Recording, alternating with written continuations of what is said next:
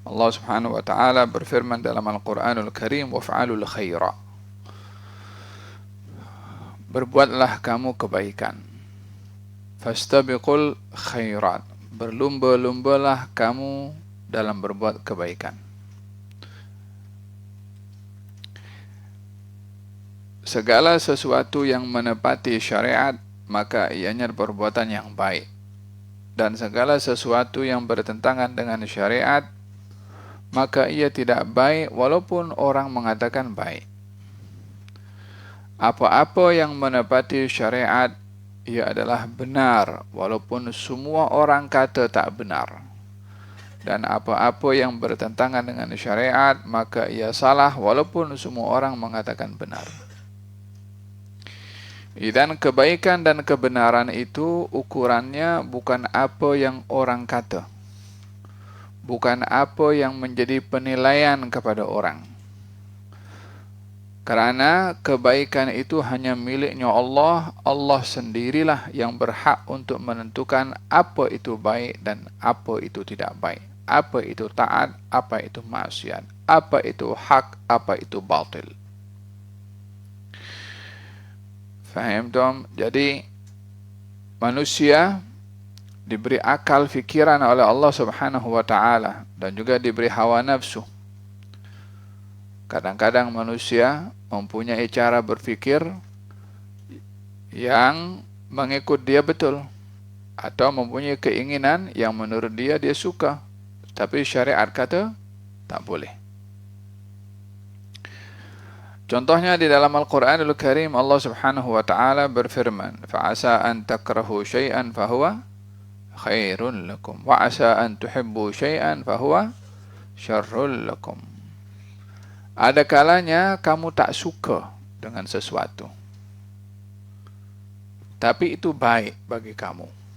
Macam mana sesuatu itu baik sementara kita tak suka?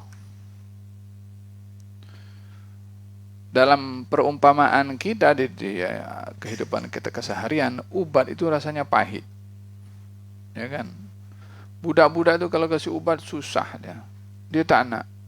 Tapi ubat itu membawa kebaikan atau tidak? Membawa kebaikan. Sepatutnya kalau kita tak suka, ya buang saja. Tapi ini dalam masalah ini, kebaikan itu yang dinilai di sisi Allah Subhanahu wa taala, itulah yang baik walaupun manusia tak suka. Wa 'asa an tuhibbu syai'an. Kadang-kadang kamu suka kepada sesuatu, fa huwa syarrun lakum. Tapi itu membawa keburukan dan kejahatan pada kamu. Jadi suka dan tidak sukanya kita bukan menjadi ukuran kepada apa yang kita nilai. Mengikut apa yang kita suka bermakna itu baik, tidak. Ada kalanya kita tak suka bermakna itu perkara tak baik, tidak juga. Ayat ini turun kepada baginda Rasulullah sallallahu alaihi wasallam mengenai jihad,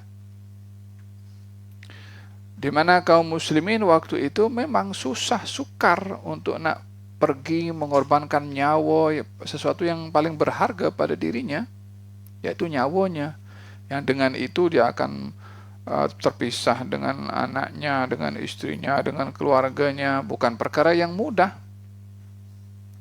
Sebahagian waktu itu berat untuk nak maju ke depan. Allah bagi tahu kamu tak suka, tapi itu membawa kebaikan kepada kamu. Ada kalanya kamu suka duduk dengan keluarga, dengan anak, semua tak pergi jihad. Kamu suka seperti itu, tapi itu tidak membawa kebaikan kepada kamu. Kiaskan hal ini kepada semua benda. Apa yang kita suka belum tentu itu memberi kebaikan.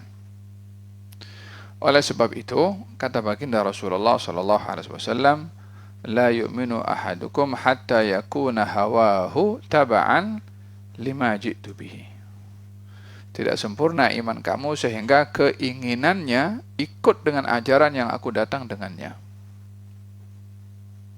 Keinginannya mesti mengikuti dengan ajaran Nabi Muhammad sallallahu alaihi wasallam. Dan berbicara tentang kebaikan adalah itu baik menurut Allah.